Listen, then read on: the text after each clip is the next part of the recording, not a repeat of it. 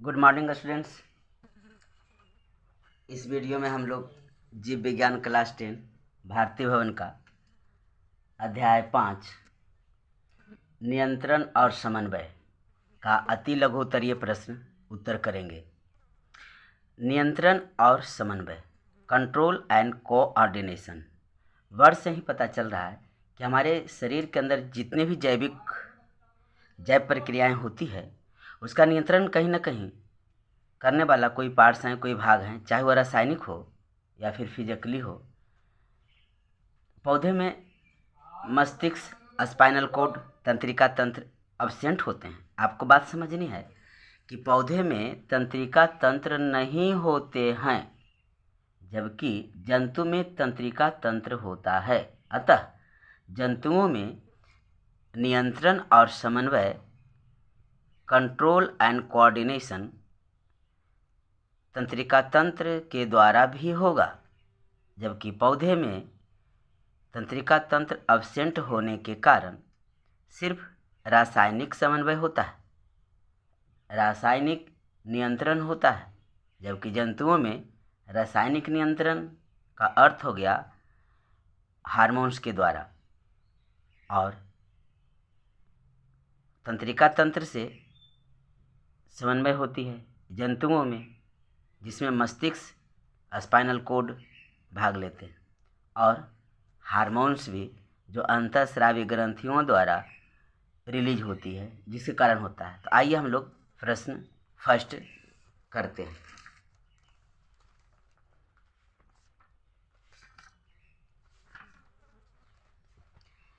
अति लघुत्तरीय का फर्स्ट प्रश्न है, पौधों में शारीरिक कार्यों का नियंत्रण किस विधि से होता है? पौधों में शारीरिक कार्यों का नियंत्रण किस विधि से होता है?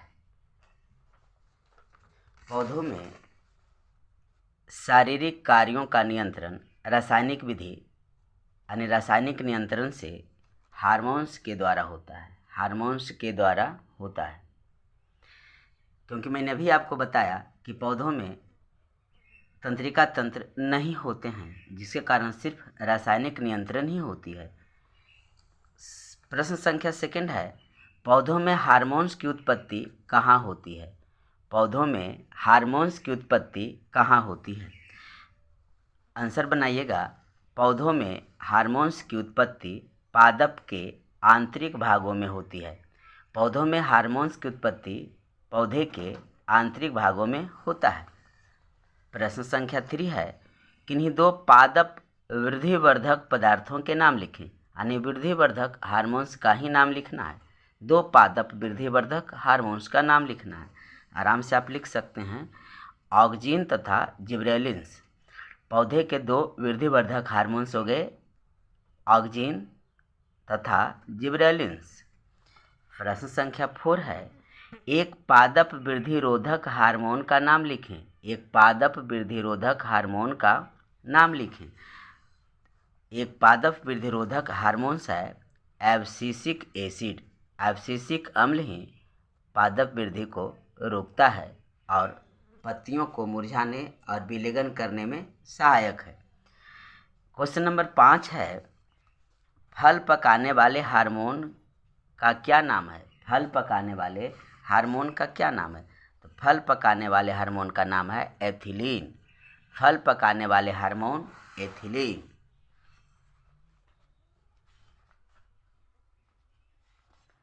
आप देखेंगे पौधे द्वारा स्रावित हार्मोन्स 5 होते हैं। ऑक्जिन फर्स्ट है जो वृद्धिवर्धक है, सेकंड है जिबरेलिन्स जो भी वृद्धिवर्धक है, थर्ड है साइटोकाइनिन जिसके कारण पत्तियां हरी भरी और ताज़ी रहती है। 4 है एब्सिसिक एसिड जो वृद्धिरोधक कार्बनिक यौगिक है, जो सीधे ऑक्जिन एवं जिबरेलिन्स के उलट है। पत्तियों के विलेगन में भी सहायक है। पत्तियों के मुरझाने एवं विलेगन में सहायक होता है। यह कलियों की वृद्धि और बीजों के अंकुरन को रोकता है। एथिलीन जो है वह फल पकाने वाला गैसीय रूप में पाए जाने वाला हार्मोन है, जो प्रतिकूल परिस्थितियों में रहते हैं, यह फूलों, फलों, बीजों, पत्तियों तथा जड़ों में उत्पादित होता है। इसे फल पकाने वाला हार्मोन्स कहा जाता है। तो क्वेश्चन नंबर 5, प्रश्न संख्या 5 है, फल पकाने वाले हार्मोन का क्या नाम है? आंसर आप लिखेंगे, फल पकाने वाले हार्मोन एथिलीन है, जो कि गैसीय फॉर्म में होती है, एथिलीन। क्वेश्चन नंबर 8 को देखते हैं। प्रश्न संख्या 8 है, हार्मोन्स की कोई एक विशेषता लिखें। हार्मोन्स की कोई एक विशेषता लिखें। सेवन तो होगा नहीं, अभी तो क्वेश्चन नंबर 6 होना है। फल पकाने वाले हार्मोन का नाम एथिलीन, मैंने बता दिया। फल पकाने वाले हार्मोन का नाम एथिलीन हो गया।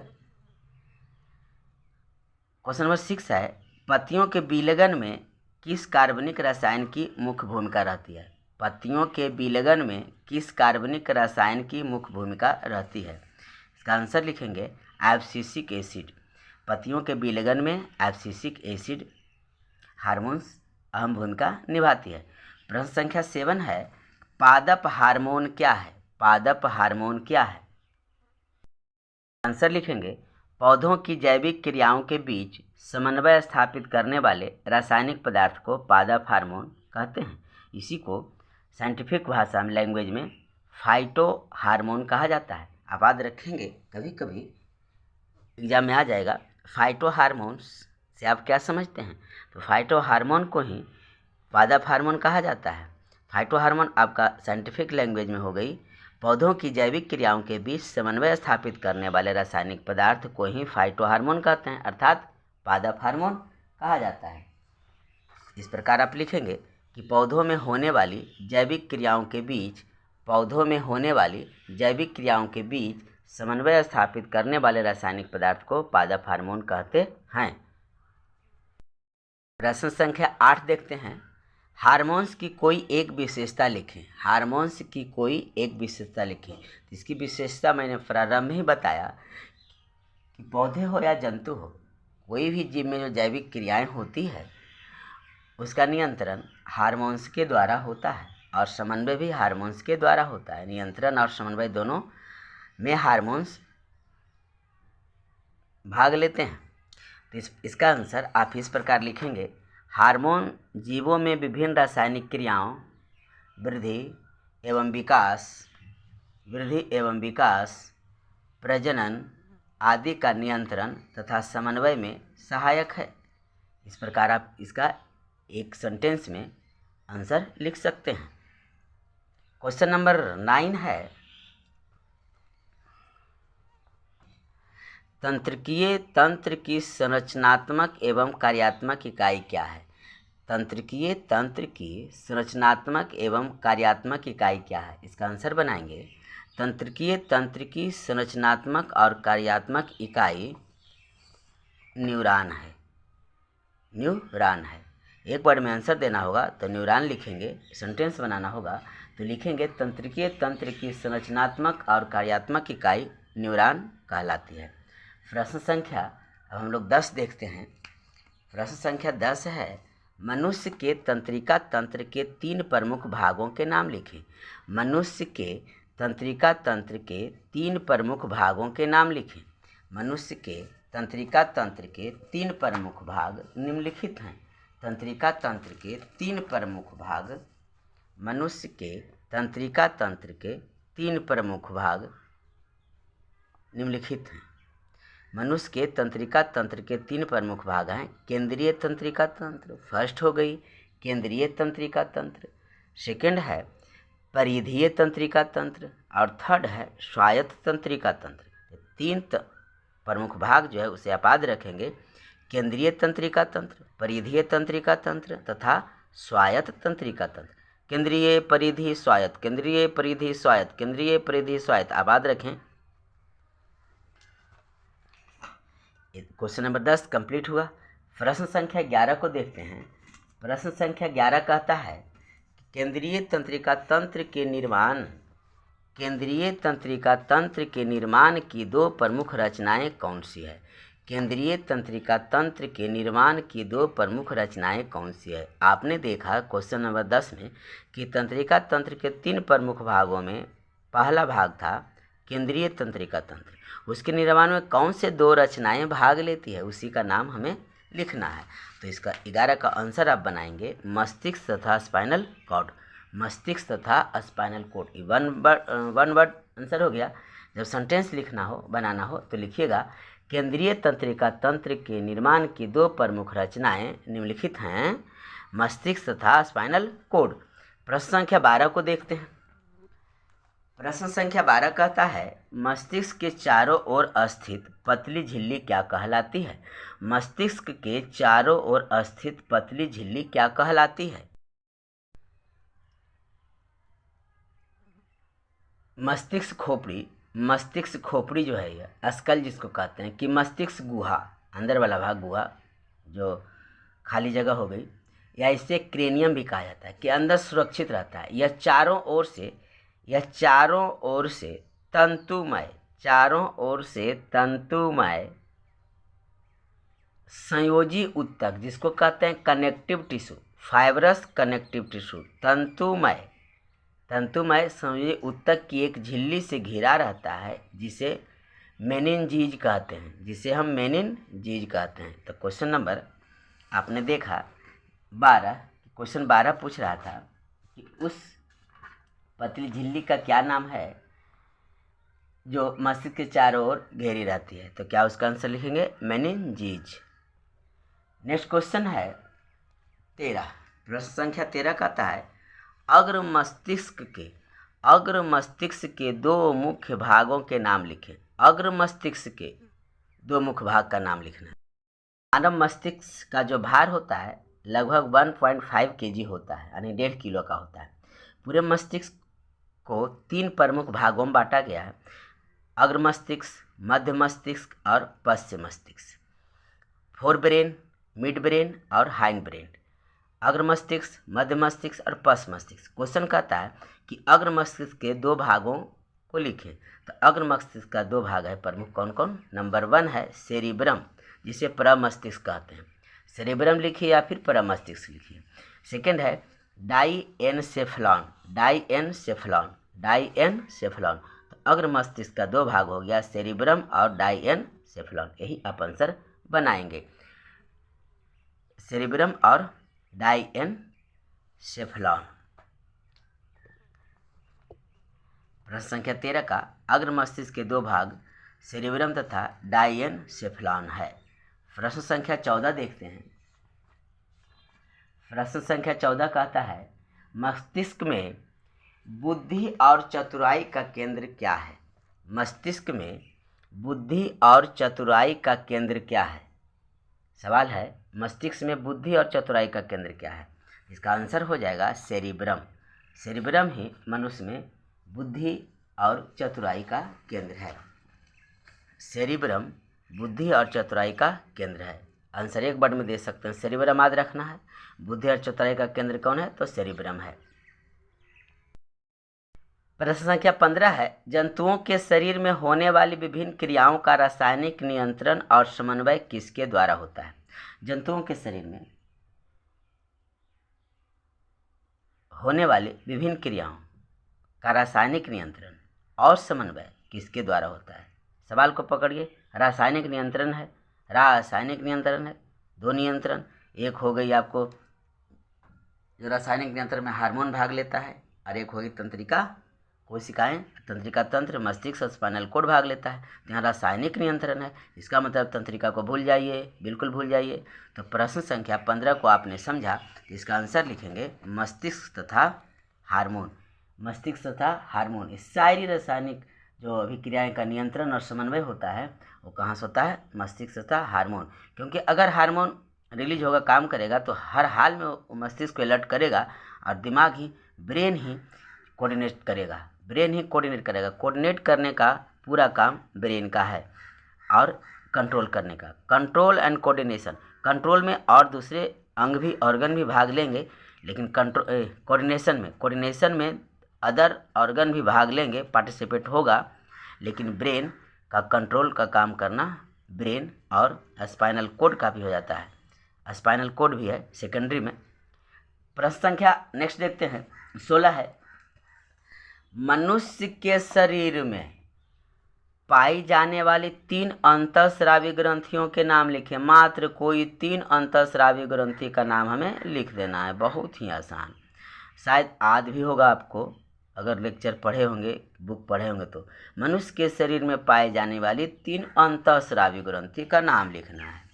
मैंने लिखा है 3 अंतःस्रावी ग्रंथि। फर्स्ट है पिट्यूटरी ग्रंथि, जिसे मास्टर ग्रंथि भी कहा जाता है। सेकंड है थायराइड ग्रंथि, जिसे फूलने से घेघा रोग होता है, मतलब आयोडीन की कमी से थायराइड ग्रंथि में सूजन आ जाती है, फूल जाता है, तो हम कहते हैं घेघा रोग हो गई।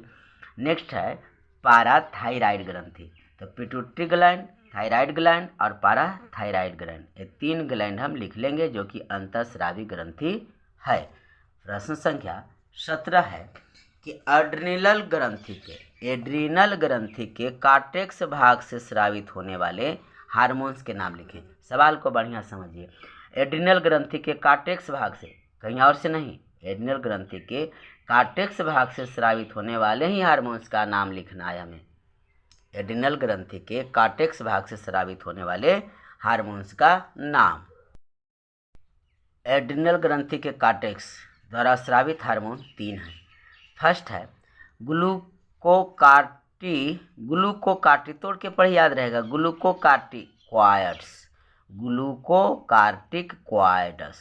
ग्लूकोकार्टिकॉइड्स।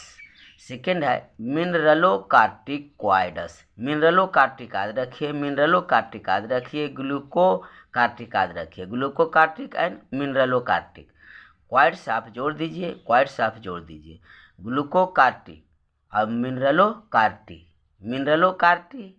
ग्लूकोकार्टी, क्वाइड्स आपको जोड़ देनी है। और थर्ड है लिंग हार्मोन। ये तो इंडियन भाषा जैसा लग रहा है, लिंग हार्मोन, ये सब थोड़ा याद रखना मुश्किल लगता है। मिनरलोकार्टिकॉइड्स, ग्लूकोकार्टिकॉइड्स, अर्थात एड्रिनल कार्टेक्स से होने वाले 3 स्रावित हार्मोन हैं। एक है ग्लूकोकार्टिकॉइड्स, दूसरा है मिनरलोकार्टिकॉइड्स और तीसरा है लिंग हार्मोन। इस प्रकार से प्रश्न संख्या जो 17 है कंप्लीट हुई। ग्लूकोकार्टिकॉइड्स, मिनरलोकार्टिकॉइड्स और लिंग हार्मोन। प्रश्न संख्या 18 कहता है थायरॉक्सिन हार्मोन किसके द्वारा स्रावित होता है? थायरॉक्सिन हार्मोन किसके द्वारा स्रावित होता है? थायरॉक्सिन हार्मोन है, नाम से समझ में आ रहा होगा, थायराइड ग्रंथि। थायरॉक्सिन हार्मोन किसके द्वारा स्रावित होता है? हम लिखेंगे एक सेंटेंस में आंसर, थायरॉक्सिन हार्मोन थायराइड ग्रंथि द्वारा स्रावित होता है। थायरॉक्सिन हार्मोन थायराइड ग्रंथि द्वारा स्रावित होता है। आयोडीन की कमी के कारण जो गलकंड रोग होता है, जिसे घेघा रोग भी कहते हैं, वह थायराइड ग्रंथि में ही सूजन आती है आयोडीन की कमी होने से। तो सवाल था कि थायरॉक्सिन हार्मोन किसके द्वारा स्रावित होता है, या इसी सवाल को घुमा करके एग्जाम दे सकता है कि थायराइड ग्रंथि द्वारा स्रावित हार्मोन का नाम। तो आप लिखेंगे थायराइड ग्रंथि द्वारा स्रावित हार्मोन का नाम है थायरॉक्सिन हार्मोन। और थायरॉक्सिन हार्मोन कहाँ से स्रावित हो रही है? तो थायराइड ग्रंथि से। प्रश्न संख्या देखते हैं 19 प्रश्न संख्या है कि वृषण द्वारा स्रावित हार्मोन होने वाले हार्मोन का क्या नाम है? वृषण द्वारा, अर्थात यह पुरुष हार्मोन होगा, मेल। वृषण चूँकि पुरुष का अंग है, वृषण द्वारा स्रावित होने वाले हार्मोन का क्या नाम है? इसे नर हार्मोन भी कहा जाता है। तो वृषण द्वारा स्रावित हार्मोन का नाम है एंड्रोजेंस। आप याद रखेंगे, इसे नर हार्मोन भी कहते हैं। एंड्रोजेंस को नर हार्मोन भी कहा जाता है, बिल्कुल आप याद रखेंगे। वृषण द्वारा स्रावित होती है, वृषण नर जननांग है, समझ में आ रही होगी बिल्कुल। प्रश्न संख्या 20 को अब हम लोग देखते हैं। प्रश्न संख्या 20 कहता है कि रक्त में उपस्थित ग्लूकोज की मात्रा को नियंत्रित करने वाला हार्मोन किस ग्रंथि द्वारा स्रावित होता है? अगर रक्त में ग्लूकोज की मात्रा बढ़ जाती है तो कहते हैं चीनी का बीमारी हो गया। इंसुलिन की सुई जो दी जाती है, मधुमेह जिसे कहते हैं, मधुमेह, तो इंसुलिन की इंजेक्शन दी जाती है। तो इसका मतलब है कि जो हार्मोन इंसुलिन है, इंसुलिन हार्मोन ही वो है जो नियंत्रित करता है ग्लूकोज को। यहाँ लिखा नहीं है इंसुलिन, आपको दिया गया क्वेश्चन कि रक्त में उपस्थित ग्लूकोज की मात्रा को नियंत्रित करने वाला हार्मोन कौन है जी, तो इंसुलिन आपको याद रखनी है। रक्त में उपस्थित ग्लूकोज की मात्रा को नियंत्रित करने वाला हार्मोन का नाम है इंसुलिन। और इंसुलिन किस ग्रंथि से स्रावित होता है, एक क्वेश्चन पूछा गया है। तो लैंगर-हैंस की दीपिकाएं द्वारा स्रावित होती है। लैंगर-हैंस की दीपिकाएं द्वारा इंसुलिन स्रावित होती है, जो ग्लूकोज की मात्रा को नियंत्रित करता है। अगर यह अनियंत्रित हो गई तो फिर हो जाएगा मधुमेह का बीमारी, जिसे शुगर पेशेंट कहा जाता है। उस रोगी को क्या कहा जाता है, sugar patient, sugar. Thanks for watching my video. ये था अति लघु का टोटल प्रश्न जो भारतीय वन में दिए गए हैं, मैंने उसका प्रश्न उत्तर करवा दिया। इसी प्रकार मेरे वीडियो पर बने रहें। चैनल पर नए तो सब्सक्राइब करें, लाइक करें वीडियो को और शेयर भी करें।